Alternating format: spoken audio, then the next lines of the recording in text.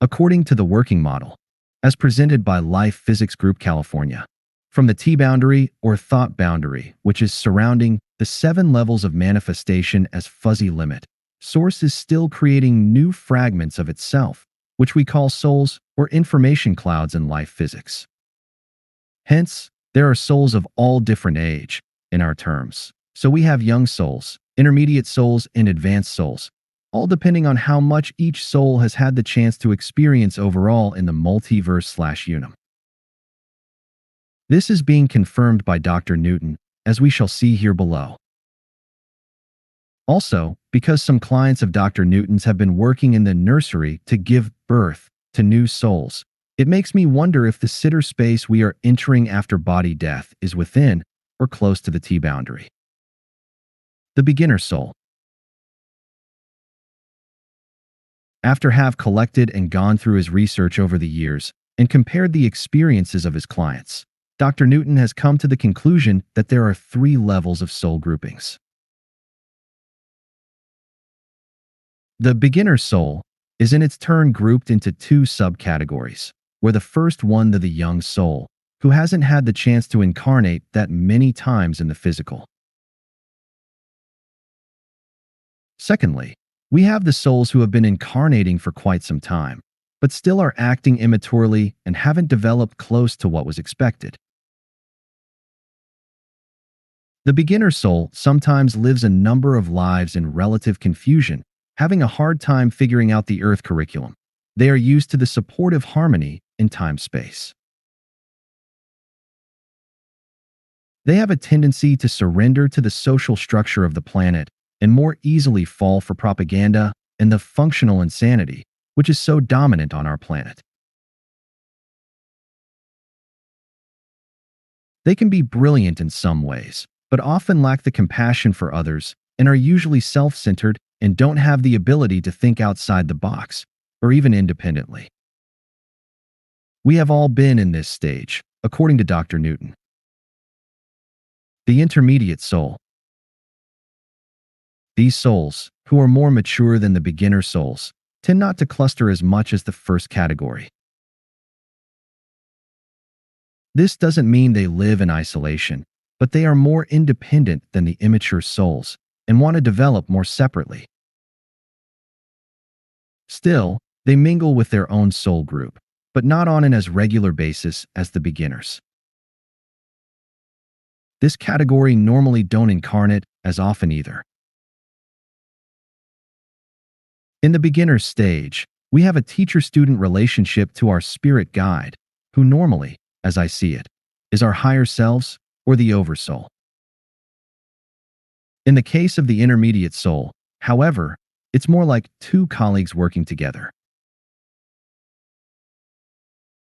We become more and more like teachers of our own, and will eventually come to a point where we can teach others and act as their spirit guide, while our own spirit guide overlooks our performance once we've started teaching. Not all souls are able to be teachers, though, but that doesn't stop us from becoming more advanced. We all have different talents and shortcomings, and we decide ourselves, in correlation with our guides, what is best for us to do to develop as a whole spirit-mind-body complex. To understand how this works, we need to think multidimensionally. All of us exist simultaneously on different levels of reality, in different dimensions or densities, if you will. Each of us lives several lives at the same time on different planets, because on an ultimate level, there is only one big now. The concept of time is determined by a number of different physical and metaphysical laws and agreements, and is perceived differently depending on our point of view or point of observation. Time, vibration, and location in space are the only things which separate our different incarnations from each other, and which normally keeps us from remembering our other selves.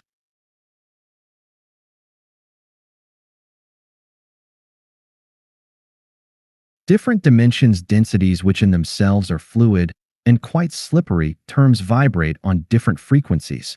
The faster the vibration, the less dense the reality. Therefore, we all have more than one oversoul. Every part of us which vibrates on a higher level than that we can perceive from the frequency band in which we currently operate is our oversoul.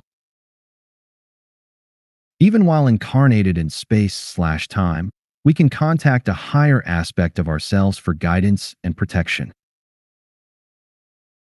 Also important to understand is that when we incarnate in the physical, we still leave the main part of our energy in time/space. We only incarnate with as much energy as we estimate as appropriate for a specific incarnation. If we have decided to become athletes, for example, it makes more sense to bring with us more energy than if we choose a life which will mainly consist of sitting behind a desk. This way, we can delegate energy to different simultaneous incarnations proportionally, something that Dr. Newton is pointing out in Destiny of Souls, but also has been independently confirmed by other researchers into this subject. With all this in mind, I hope the relationship in time/space between discarnate soul spirit guide oversoul makes more sense. Once we become more advanced, we are assigned certain responsibilities in time/space, which correspond to our abilities and talents. The advanced soul. Advanced souls are quite rare on Earth, because as such, we have incarnated amongst other, more advanced civilizations.